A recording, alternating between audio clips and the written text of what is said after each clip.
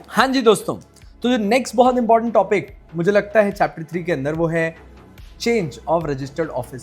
Change of registered office में ये आपसे पूछ सकते हैं what are the prerequisites of changing a registered office, या फिर what are the formalities of changing a registered office. हमेशा याद रखिएगा, नेम चेंज में आप फॉर्म 5 यूज करते हैं और रजिस्टर्ड ऑफिस में आप फॉर्म 15 यूज करते हैं। फाइलिंग दोनों की सेम है, 30 डेज के अंदर ही करनी होती है, उसमें कोई फर्क नहीं आता।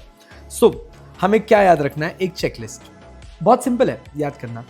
जब आप रजिस्टर्ड ऑफिस शिफ्ट कर रहे हो तो 3 टाइप के केसेस हो सकते हैं शिफ्टिंग ऑफ रजिस्टर्ड ऑफिस में। पहला, आप सेम सिटी के अंदर सेम रजिस्ट्रार के अंदर शिफ्टिंग कर रहे हैं। दूसरा, आप सिटी के बाहर जा रहे हैं, रजिस्ट्रार चेंज कर रहे हैं। और तीसरा, आप स्टेट के ही बाहर जा रहे हैं। तो 3 केसेस हैं, with in the city, outside the city, outside the state.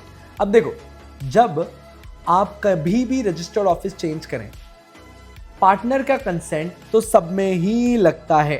आप कहोगे सर कितना मेजॉरिटी चाहिए?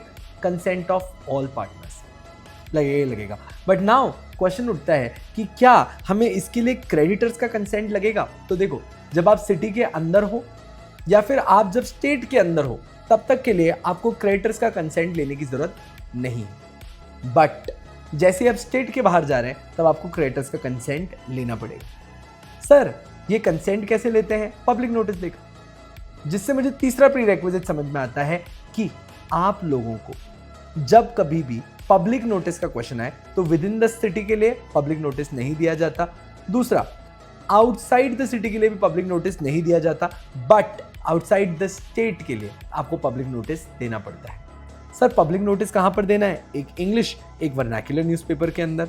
एंड लास्टली, जैसे ही आपने अपना रजिस्टर्ड ऑफिस शिफ्ट कर लिया, इसके बाद आप यूज करते हैं फॉर्म 15, जो आपको 30 दिन के अंदर फाइल करना होता है। किसके साथ? रजिस्ट्रार के साथ। Are we together? सो इसके साथ आपके पहले 10 पेजेस खत्म हो जाते हैं और मात्र हमने आपके हार्डली 12 पेजेस यूज किए, 12 मिनट यूज किए होंगे। सो इसके आगे नेक्स्ट हम पढ़ेंगे the clauses of LLP agreement, पर वो होगा आपके अगले वीडियो के अंदर।